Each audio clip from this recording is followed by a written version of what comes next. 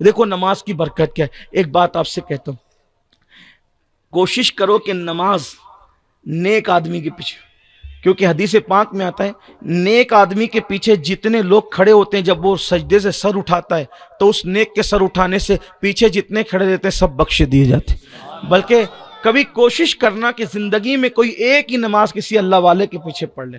ایک نماز کسی اللہ والے کے پیچھے پڑھ لینا، ایک نماز کی برکت سے بہت کام بن جاتے ہیں اللہ والے کی برکت. دیکھیے آئیے مجھے ایک بات یاد آ گئی، یہ واقعہ مجھے بہت پسند ہے، میں اس کو بچپن سے بیان کر، یعنی کہ تقریباً میری عمر جو ہے وہ 11-12 سال کی تھی جب سے میں بیان کرتا ہوں الحمدللہ اللہ کی کرم سے. اور بہت سے آپ میں کے جو لوگ ہیں وہ مجھے جانتے بھی ہوں گے، بلکہ اکثر لوگ کلو کٹی کی بستی کے لوگ ہیں. تو میں گلشن رضا میں ان دنوں امامت کر چکا ہوں، وہ مسجد میں جب میں SSC پڑھتا تھا، 10ویں پڑھتا تھا، جب میں وہاں کا امام تھا، وہاں بیان بھی کرتا تھا. تو مجھے یہ واقعہ میرے بچپن سے یاد ہے، بہت پسند ہے مجھے. میں یہ واقعہ بیان کرتا ہوں تو مجھے بھی بہت اچھا لگتا ہے. یہ واقعہ بیان کر کے میں اپنی بیان کو مکمل کروں گا.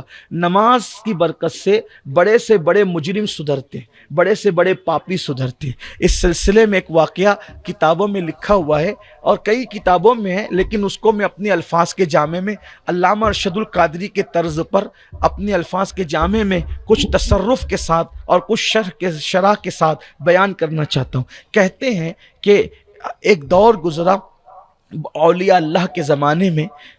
وہ دور تھا ہمارے بہت بڑے بزرگ حضرت سیدی ذوالنون مصری رحمۃ اللہ علیہ کا. ذوالنون مصری بہت خوبصورت تھے، اللہ کے بڑے ولی تھے. ہوا یہ کہ وہ جہاں رہتے تھے مصر میں، تو وہاں پر ایک لڑکی رہتی تھی اور اس کا کردار اچھا نہیں تھا، کیریکٹر اچھا نہیں تھا، اور وہ نچنیا تھی، رقاصہ تھی. اب اس دور کے لوگ بڑے شریف لوگ تھے کیونکہ ان لوگوں کو گناہوں سے نفرت تھی، لیکن نوجوان تو ہر دور کے منچلے رہتے ہیں نا، جوانے دیوانے ہوتے ہیں، تو منچلے دیوانے رہتے ہیں لڑکے. تو ایسی شریف گھرانے کے لڑکے بھی، وہ اور لڑکی ناچتی تھی تو اس کا ناچ دیکھنے کے لیے چلے جاتے، اس لڑکی کا ناچ دیکھنے چلے جا. اب اس کا ناچ جو ہے وہ اتنا لوگوں کو پسند آنے لگا کہ اس کے یہاں بھیڑ بڑھتی گئی، اور رات بھر مجرا چل، جیسے آرکیسٹرا وغیرہ ہوتے ہیں آج کل، اس دور میں آرکیسٹرا یہ نام کی کوئی بلا نہیں تھی. اس دور میں مجرے ہوتے تھے، یعنی لڑکیاں ناچتی تھی، گاتے تھے، لوگ وہاں شراب پیتے بیٹھے رہتے تھے اور مزہ لیتے رہتے تھے، لطف لیتے رہتے تھے، اور جہنم کا راستہ تیار ہوتا رہتا تھا، وہ جہنم کے قریب جاتے رہتے تھے. ایسے ہی وہ ہوا. تو جب نوجوان لڑکے اس کا ناچ گانا دیکھنے جانے لگے تو محلے کے جو شریف لوگ تھے وہ شریف لوگوں کو فکر ہوئی کہ اگر ہمارے بچے ایسی اس لڑکی کا ناچ گانا دیکھنے جائیں گے تو بگڑ جائیں گے، برائی کی طرف جائیں گے، شراب میں مبتلا ہو جائیں گے، نشے میں مبتلا ہو جائیں گے، اور نشے اور شراب کی طرف جائیں گے تو ہاتھ سے نکل جائیں گے. تو انہوں نے کیا کہ کرے کیا، تو سب مل جل کر کے حضرت اللہ کے ولی حضرت ذوالنون مصری کے پاس آئے. ذوالنون مصری کے پاس آئے، حضرت ذوالنون مصری کے پاس آ کے اے اللہ کے ولی، آپ کا اثر پورے گاؤں پر ہے، پورے شہر پر ہے، پورے علاقے پر ہے، پوری بستی پر ہے. حضرت آپ کو پتا چلا ہمارے محلے میں ایک رقاصہ، ایک نچنیا ہے، اور وہ ناچتی ہے تو ہمارا پوری بستی کے جوان اس کی طرف جا کے بگڑ رہے ہیں. آپ ایک کام کریں کہ اس لڑکی کو نکال دیں اپنی بستی سے. اب اللہ والوں کا ایک انداز ہوتا ہے، اللہ والے کیا کرتے ہیں، وہ گناہ سے نفرت کرتے ہیں، گناہ گار سے نفرت نہیں کرتے. یعنی وہ لوگ روحانی طبیب ہوتے ہیں. ڈاکٹر مرض سے نفرت کرتا ہے، مریض سے نفرت نہیں کرتا. ہمیں بھی حکم یہی ہے، گناہ سے نفرت کرو، گنہگار سے نفرت مت کرو، یعنی بیماری سے نفرت کرو، بیمار سے نفرت مت کرو. تو حضرت ذوالنون مصری نے فرمایا اے میرے علاقے کے، میری بستی کے شریف لوگوں، آپ کا مقصد کیا ہے، آپ کا مقصد بتاؤ. لڑکی کو بستی سے باہر نکالنا مقصد ہے یا گناہ کو روکنا مقصد ہے؟ تو انہوں نے کہا گناہ کو روکنا. تو فرمایا اگر بستی سے باہر نکال دیں گے تو وہ کہیں اور جا کے نچنیا پن کرے گی، ناچے گی، لوگوں کو بگاڑے گی، وہاں تو کوئی ذوالنون نہیں ملے گا. یہاں تو تمہیں ذوالنون مل گیا تو میں اس کو سدھار لوں گا. اب سدھارنے کا طریقہ کیا اختیار کیا گیا، اب اس کو سنیے، بڑا دلچسپ ہے. حضرت ذوالنون مصری نے اپنے مرید کو بلایا اور بلا کر فرمایا بیٹے جاؤ اور جا کر کے اس نچنیا سے، رقاصہ سے کہنا کہ تو ایک رات میں ناچ کر کتنا کما لیتی ہے. تو جب آتی ہے سب لوگ تیرے پیسے دیتے ہیں تو ایک رات میں کتنا کما لیتی ہے؟ تو ذوالنون مصری کا مرید گیا اور جا کر کے بتایا کہ تو ایک رات کو کتنا کما لیتی ہے؟ اس نے کہا اتنے 1000 کما لیتی ہوں۔ تو حضرت ذوالنون مصری نے وہ ساری رقم اس کو دی اور کہا کہ آج رات تیرے پاس عام ناچ نہیں ہوگا، کوئی نہیں آئے گا تیرا ناچ دیکھنے، آج تیرے پاس ہمارے پیر و مرشد حضرت ذوالنون مصری آئیں گے۔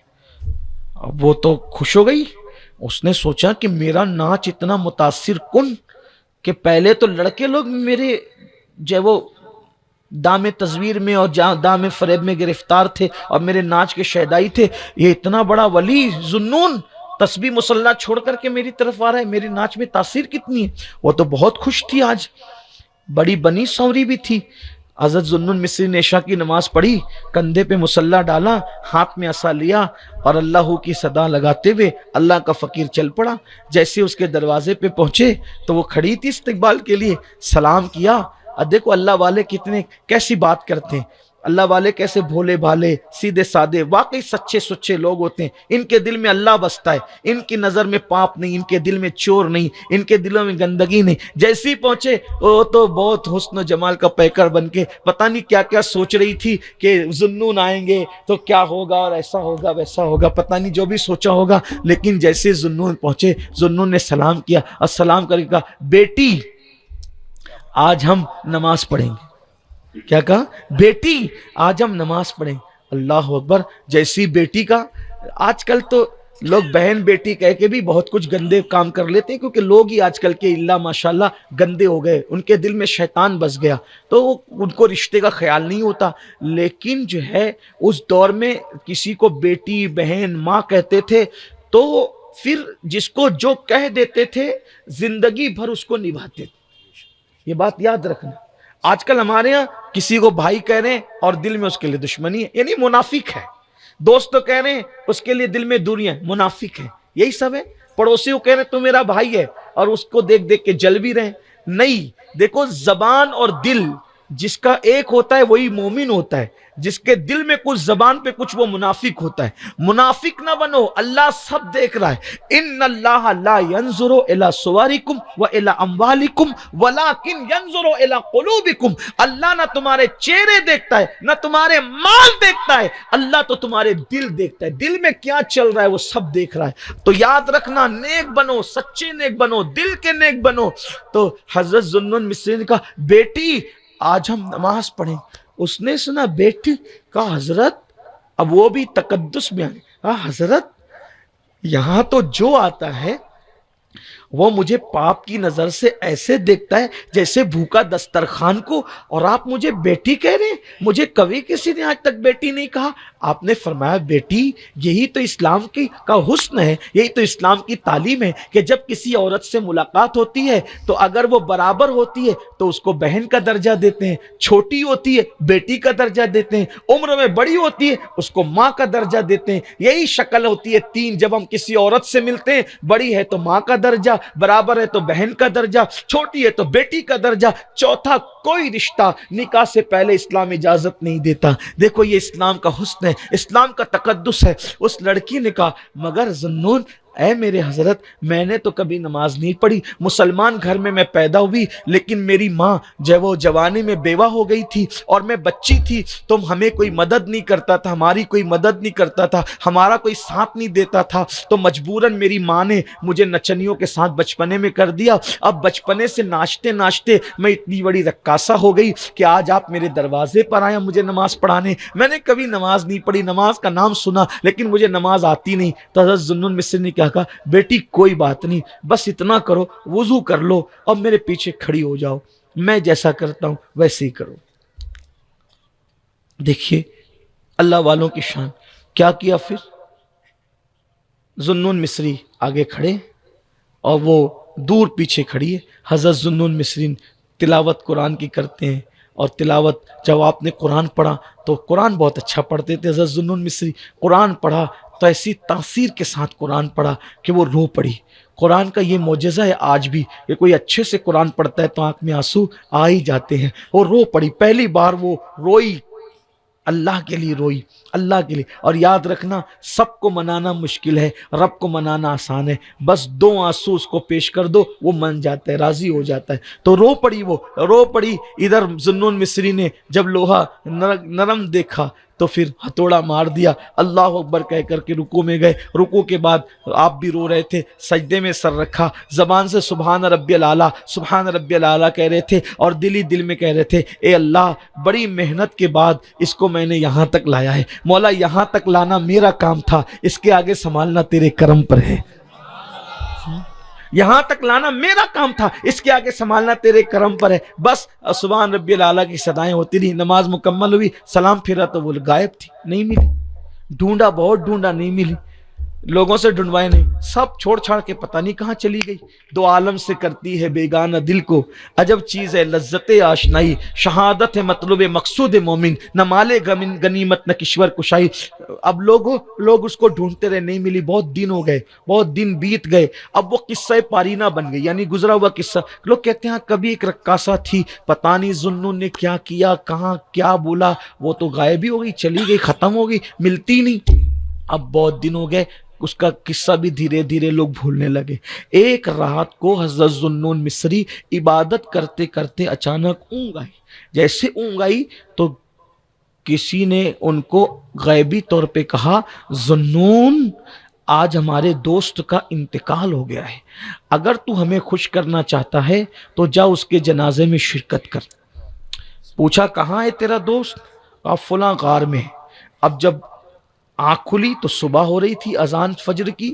جیسے ہی فجر پڑی غار کی طرف گئے تو کیا دیکھا؟ ایک میت پڑی ہے اور اس کے اوپر چادر کسی نے اڑا رکھی ہے، اور اس کے آس پاس پرندے منڈلا رہے ہیں، پرندے گھوم رہے ہیں، گویا اس کو پہرا دے رہے ہیں. جیسی ذوالنون نے سوچا کون خوش نصیب اللہ کا دوست ہے جس کے جنازے میں شریک ہونے پر مجھے حکم ہے. جیسی چادر ہٹائی تو پیروں کے نیچے سے زمین کھسک گئی. وہ کوئی اور نہیں تھا، وہی وہ رقاصہ تھی جس کو بہت پہلے ایک سجدہ کرایا تھا. ارے یہ اتنی بڑی ولیہ بن گئی کہ مجھے حکم ہو رہا ہے کہ ہمارا دوست انتقال کر گیا، اس کے جنازے میں شرکت کرو. لیکن یہ عورت ہے، چہرے پہ پردہ ڈال دیا، کہا اس کو غسل دینے کے لیے تو عورتیں چاہیے، اس کو کفن پہنانے کے لیے عورتیں چاہیے، چلو بستی میں چلتے ہیں، عورتوں کو اور ان کے شوہروں کو ساتھ لاتے ہیں تاکہ اس کا انتظام ہو. بستی میں گئے، کفن خریدا، خوشبو خریدا، مرید اور مریداؤں کو اکٹھا کیا، اور اس کے بعد جب آئے تو دیکھا وہاں کوئی نہیں تھا، ایک رکا تھا. رکے کو اٹھا کر کے دیکھا تو کچھ لوگوں نے رکے کا تذکرہ کیا اور کچھ لوگوں نے کہا کہ وہاں کچھ نہیں تھا. تو ذوالنون مصری روتے ہوئے واپس آ گئے. واپس آئے، آنکھ لگی، خواب میں کیا دیکھا؟ وہ جنت کے باغوں میں ٹہل رہی ہے. کہا رے تم تو جنت کے باغوں میں ٹہل رہی ہو، تمہارا لاشا گیا کہاں؟ تو کہا ذوالنون جو اللہ کے ہو جاتے ہیں پھر اللہ ان کو دوسروں کو کفن دفن کا محتاج بھی نہیں کرتا، اللہ یہ انتظامات بھی خود ہی فرما لیتا ہے. وہ کہا تو یہ مرتبے پہ کیسے پہنچی، یہ مرتبے اس مقام پہ کیسے پہنچ گئی؟ اس لڑکی نے کہا اے ذوالنون تیرے پیچھے خلوص دل کے ساتھ ایک ہی سجدہ کیا تھا، ایک سجدے کی برکت سے اللہ نے مجھے مقام ولایت عطا فرمایا اور میری زندگی بدل، ایک سجدے کی برکت سے میری زندگی بدل گئی. یہ نماز ہے. تو آئیے نماز کی پابندی کیجیے، اپنے بچوں کو اپنے گھر میں نماز کا ماحول بنائیے، انشاءاللہ برکت ہوگی، رحمتیں ہوگی. اللہ تعالی ہم سب کو توفیق عطا فرمائے.